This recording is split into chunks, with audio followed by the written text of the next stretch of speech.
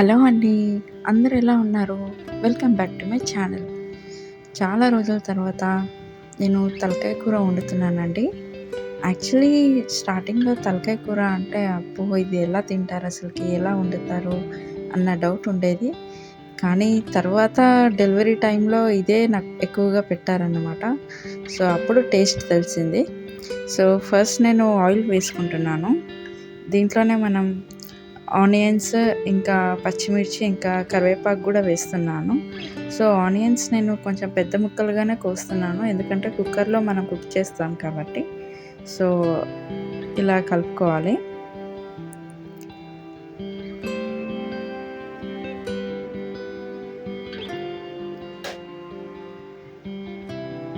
అది కొద్దిగా కుక్ అయిన తర్వాత ఇందులోనే నేను పసుపు, ఇంకా సాల్ట్ కూడా వేస్తున్నాను.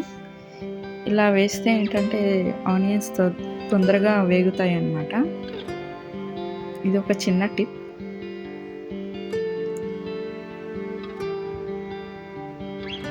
సాల్ట్ నేను ఇప్పుడే సరిపడా వేస్తున్నాను. ఒకవేళ కర్రీ మొత్తం ప్రిపేర్ అయిన తర్వాత సాల్ట్ తక్కువ అనిపిస్తే వేసుకోవచ్చు తర్వాత. No problem. కొద్దిగా వేగిన తర్వాత ఇందులోనే నేను అల్లం వెల్లుల్లి పేస్ట్ వేస్తున్నాను.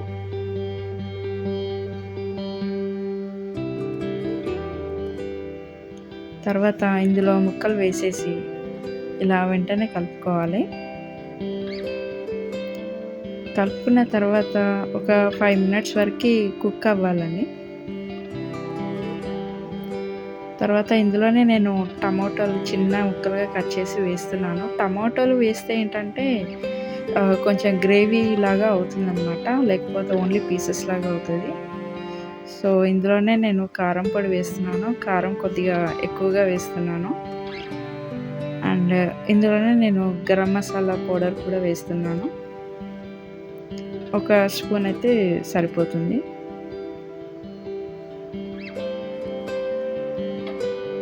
ఇప్పుడు ఇదంతా కలుపుకోవాలి. కలుపుకొని ఆల్మోస్ట్ ఒక 10 మినిట్స్ ముక్కలకి బాగా కారం, మసాలా అంతా పట్టేటట్టు 10 మినిట్స్ వరకి కుక్ అవ్వాలండి.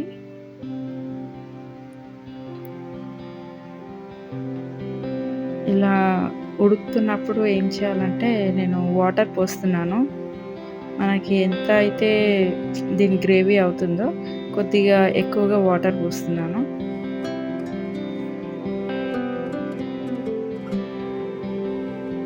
ఇలా పోసుకున్న తర్వాత మనం మూత పెట్టేసేయాలి. నేను ఇక్కడ తెచ్చిన కర్రీని బట్టి నేను ఒక నాకైతే ఒక 5 విజిల్స్ వరకైతే పట్టింది. లాస్ట్‌లో నేను ఇలా కొబ్బరి పొడి వేస్తున్నాను. ఒక 5 మినిట్స్‌కి ఇలా అయిందనమాట. చూడండి. కారం, గరం మసాలా మొత్తం ముక్కలకి ఇలా పట్టాలి. అప్పుడే దాని టేస్ట్ అనేది వస్తుంది. ఇంకా వేడి వేడిగా దీనికి కాంబినేషన్ బగారా రైస్ ఉంటే చాలా బావుంటుంది టేస్ట్. సో, ఇలా సర్వ్ చేసుకోవాలి. అంతే. వేడి వేడి తలకాయ కూర ready. Thank you so much.